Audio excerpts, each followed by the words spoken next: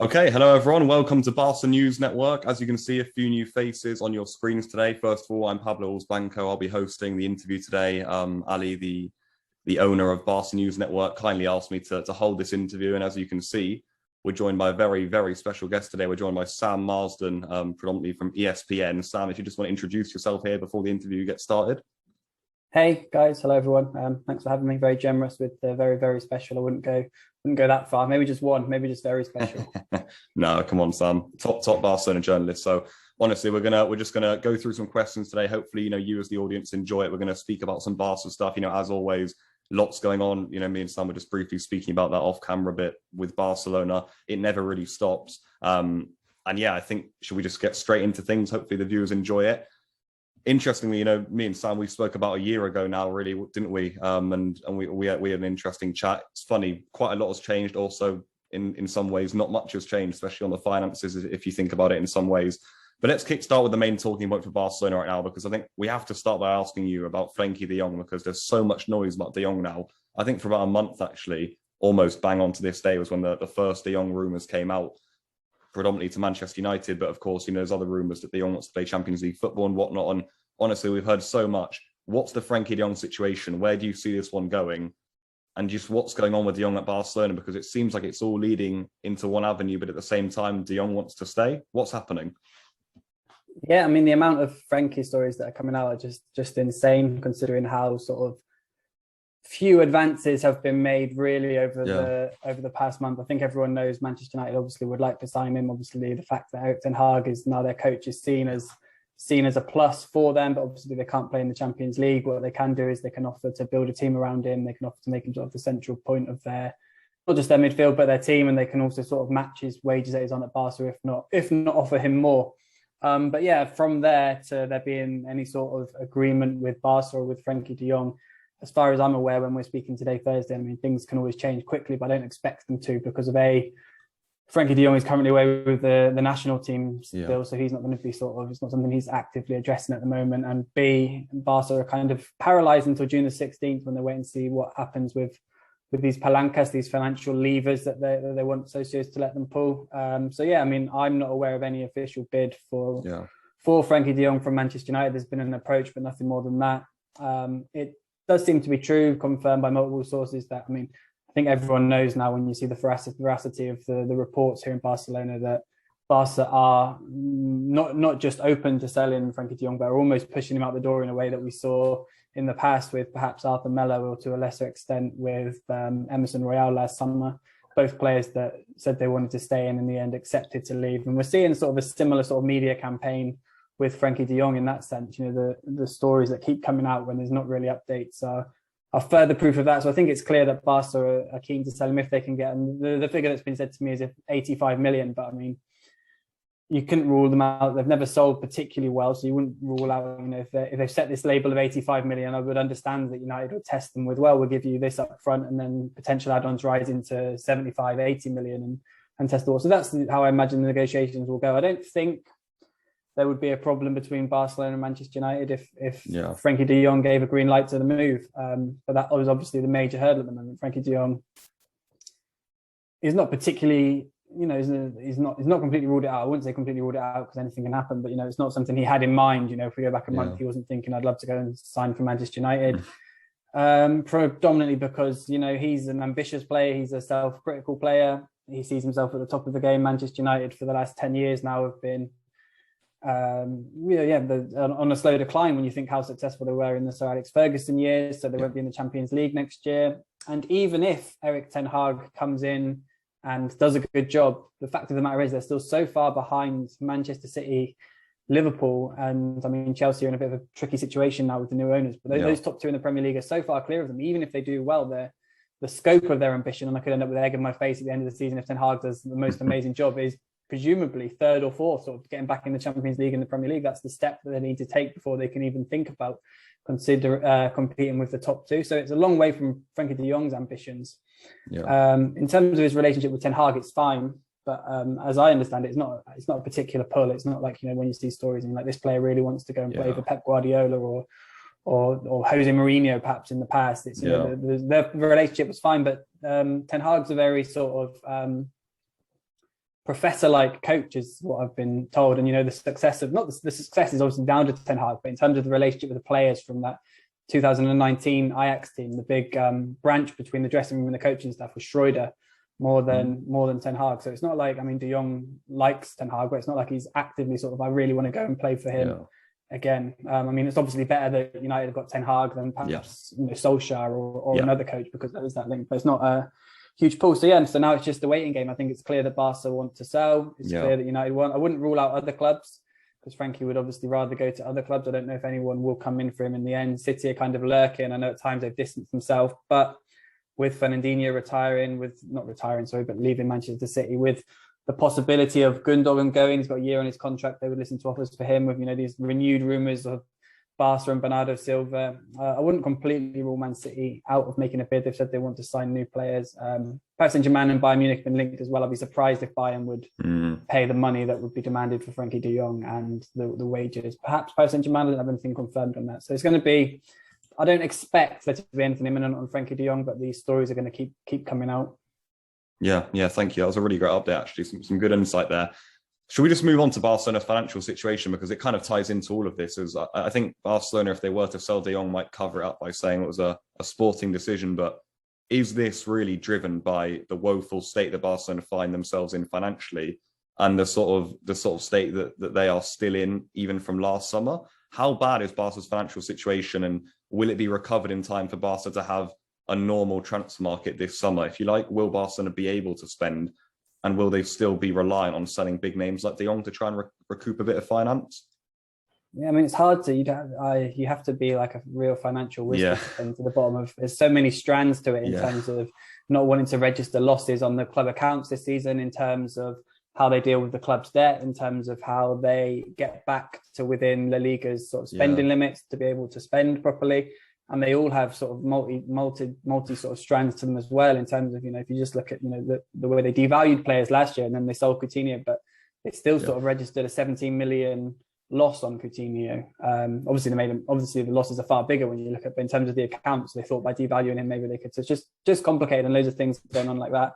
Obviously the big key now and the big date is June the 16th, when socios or a select group of socios will vote on these financial levers, these financial operations, the palancas, the first one being to sell 49.9% of BLM, the merchandising rights, which Vice President Eduardo Romeo, Vice President for Finance, said today in an interview with Sport, they've got an offer for over 200 million. I think he said around 270 million. In the past, it was 200 million, but he said that they're looking for even better. So that would be a big hit. And then the television rights, obviously selling a percentage of their television rights up to 25%. So then they're leveraging sort of how much they will receive in future years for the hit now. That could be done with Goldman Sachs. It could be done with the Bank of America.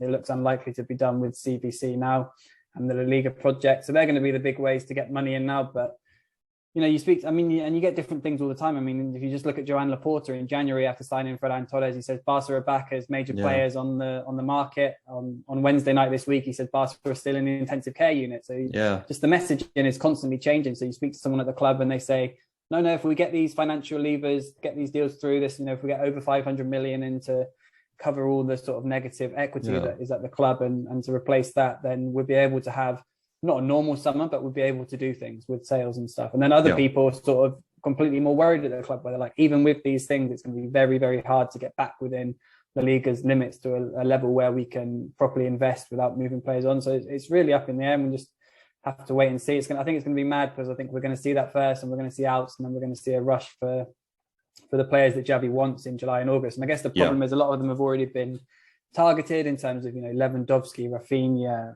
Bernardo Silva, Alonso, Marcos Alonso, Cesar Azpilicueta. But how long can all these players wait? This was the situation with Messi. Messi waited until August, and they said, I can't wait anymore, kind of thing. And they agreed to cut ties. So it could be a repeat in that sense, in terms of signings and departures. It's really, really hard to get a read. But I would say, even if they get these things through and do these signings, it's not going to be a normal summer. Well, I don't think there's any such thing as a normal summer at Barcelona. I honestly think you're right about the sort of the mixed messages, and I think it is super confusing, actually, just for the fan in general, to try and understand all of these finances. Even as you as a journalist, as you're saying, it's difficult to kind of know where different sides are coming from. I feel like that really is the case at Barcelona right now, and it does seem all a bit up in the air. Let's see if these palancas, as they've been calling them, do give the club a bit of breathing room, if you like. But I do feel you're right. And I think for Barcelona fans, we're worried. We are worried, I think, when we read the news, because we don't know where things are going. Players like Lewandowski seem, almost ready to join the club, but that just can't progress. Of course, Bayern Munich's position on that is interesting too. But I want to talk a bit about the players who are at the club as well, because is that even a huge issue financially for Barcelona too? We've got so many players, it seems, on big contracts who don't want to leave the club every summer. Is that a real problem for Barcelona from within the club? Do they see that as a huge issue where the contracts are so high, perhaps placed by the former board of directors, and that even when there is perhaps some interest, which there isn't much, is there not? Do they then refuse to leave in a way? Are they quite happy with their contracts at Barca? A lot of these players. Lots of them are, yeah. I mean, but the guys we're talking about leaving aren't the guys with the biggest contracts. I mean, Martin Braithwaite probably has one of the smallest contracts in the first team. I mean, Clement Longley and Samuel Umtiti, obviously in their day, signed quite big contract, but by far from the biggest earners at Barcelona. Obviously, moving them on would be good. And it is a priority in a sense, but financially, it wouldn't be a huge scoop for Barcelona. It's more with those guys. It's obviously the money is the boost. It's more just the playing sense. They've got them taking up a squad place when they're not going to be playing very regularly, and it's about making them see that. Braithwaite has surprised me a little bit, because I thought he would be willing to leave this summer with the World Cup around the corner. But he's back in the Denmark squad this month, so we'll see how his talk goes with the Denmark coach. I mean, if the Denmark coach says, look, if you don't play at Barca, I can't take you to the World Cup, maybe he'll come back from this Nations League with a different opinion. But he's a very sort of positive guy. He understands that he's not first choice at Barca, but he's also seen how football works. He obviously had bad luck with injuries last season when he was in the team, getting a long-term injury, but he's also benefited from injury. Barca signed him because of injuries. He's had runs in the team because of injuries. So he knows that if he stays, or he believes that if he stays at some point, injuries or suspensions, he'll get a chance. And I think he can take it. So we'll see.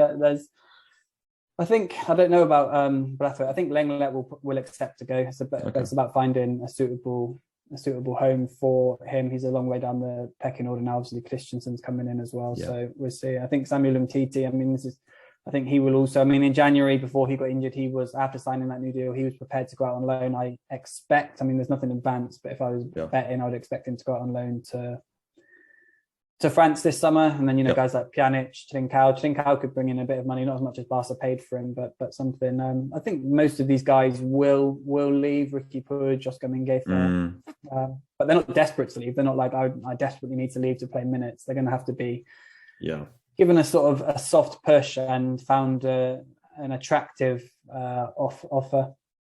Yeah, I know. So as you mentioned, how long a player's going to wait to come in? Players like Marcos Alonso. Rafinha, for example, I think he's someone with that price tag who's going to have to start looking at other options. When you look at, there was Premier League interest in him before now.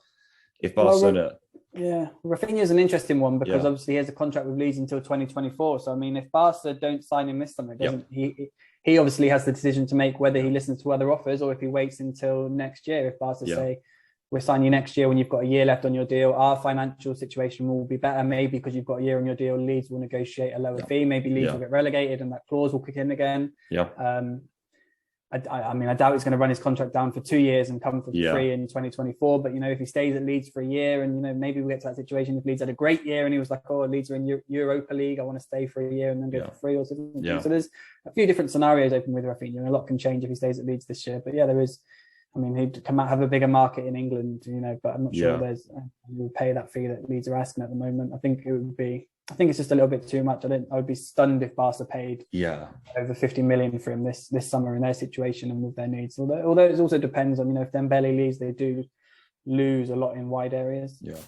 Yeah, definitely. You briefly touched on Ricky Puig there. What is his future? Because was it true that Xavi had a conversation with him and sort of said, you're not going to have a chance in the squad next season, really? We think it's time to move you on. He has a contract until 2023, if I'm correct. So a loan move almost seems difficult unless Barca were to extend his contract a year, or would the club more be looking for a permanent sort of departure for him? And where would it be? Would it be, we've heard the rumours of lower down to Andorra, to Piqué's side. That sounds a bit low for me for someone like Ricky Puig. Or would it be more to a La Liga club that he'd be looking at? Yeah, the strongest interest that I've heard of so far, I haven't had an update on this. This was, we're going back a month now with Celta Vigo. We're pushing really hard. So I could see that. I could see a loan with Ricky Puig renewing at Barcelona. Okay. Loans don't always work out that well. Perhaps a loan, Ricky Puig renews until 2024, a loan with a low option to buy, maybe 10 million or something. I think he will leave just because, under Koeman, he had this belief that he would outlast the manager and that he would get another chance. But now it's been, several managers that haven't really picked him. I guess Quique Setien played him the most. I mean, Valverde didn't really play him. Obviously, he was younger then. He played a little bit under Setien, but then not under Koeman, who advised him 2 years in a row to go out on loan. And now he's had 2 years.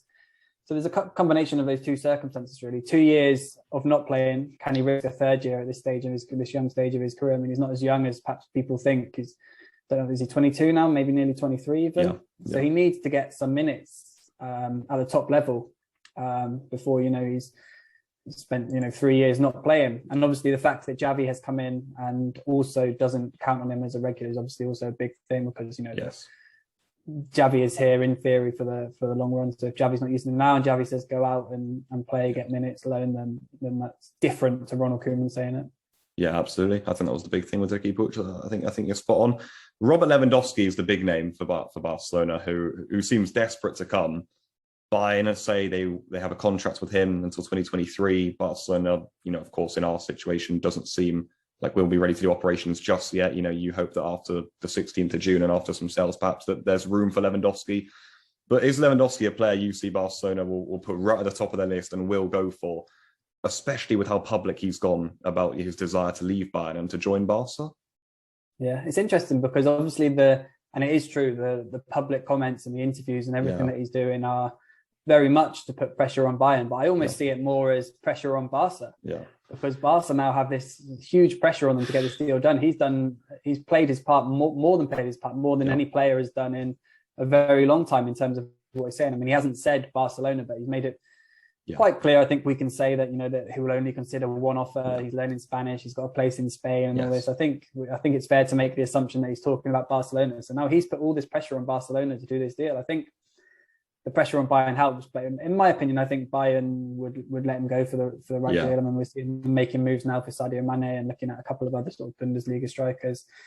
They're just doing what a normal club should do when it comes to selling. I mean, some people debate that Bayern aren't as well run as perhaps they were, but it's normal for them to say, look, we don't want to sell our star striker or whatnot. So once they say yes, you can go, they weaken their hand completely. If they have this threat of, we could keep you for a year, you've got a contract, it forces Barca to perhaps pay a bit more or whatnot. So I think Bayern are just doing what they have to do. From what I can understand, they will, when push comes to shove, if everything falls into place, they would be not more than happy, but they would be accepting of Lewandowski leaving for the right money. Then the pressure is then on Barcelona, because Lewandowski obviously wants this done before pre-season. I mean, given everything that he said, it could be difficult to go back to Munich and to do pre-season in Germany now. So I think he would like everything wrapped up so he can start pre-season with Barca on July the 4th. So we'll see what happens with Barca's financial situation. Obviously, the key dates are June the 16th for this vote, and then June the 30th for the closing of the financial deal of the financial year, if they can close without losses. And then, another hold-up would be the registration issue. But as we saw last summer, they can sign players, and as we saw with Ferran Torres, as we saw with Memphis Depay, Sergio Aguero, they can sign players without having to register them. So that's a deal. That's something they don't have to deal with until August. It shouldn't be something that holds up the deal. Okay. Yeah, interesting. And just finally, Sam, we'll do one last question. There was actually a report that came from your side this morning about a young Las Palmas player, 18 years old, I believe, Alberto Moleiro, if I'm saying that correctly. Hearing potential rumours on that one. What can you tell us about that deal? Yeah, just was like a typical sort of, I mean, if you look at the Pedri deal, if you look at the Pablo Torre deal that Barca have done this year, where they signed him earlier this year, left him at Santander until the end of the season. So they're just exploring that one. It started with Ramon Planes before he left, had been looking into this one, and things have just, there've just been discussions over the last sort of few weeks really about a possibility of signing. He's got a contract with Las Palmas until 2023. They've got an option to extend it. So Barca would be, I mean, he's an attacking midfielder who can sort of play on the wing as well. So he's not really got a place in this current Barca side. So it's more of like, I've said the same. We said the same again about Pedri. Probably, I'm sure I said at the time, like Pedri doesn't really have a place in this Barca side. It's going to be interesting to see what they do with him. And saying the same now about Pablo Torre, and people are saying, Xavi thinks he's going to come in and can have a role in the first team. So we'll see what happens with him. So it's going to be, I mean, it's far from being done. There've just been initial discussions with Las Palmas. So we'll see if they do that. It would be to sign him, to get the deal done now, and to lock him down, basically leave him at Las Palmas for a year where he's playing under Garcia Pimienta, the former Barca B coach. Hopefully help them back into La Liga, because they just lost in the playoffs last week. Carry on growing as a player, because he's had a good season, but he's only 18, and his numbers perhaps not quite befitting of someone in his position moving forward. So he still needs that experience, before coming to a big club like Barca. So yeah, we'll see what happens with that one.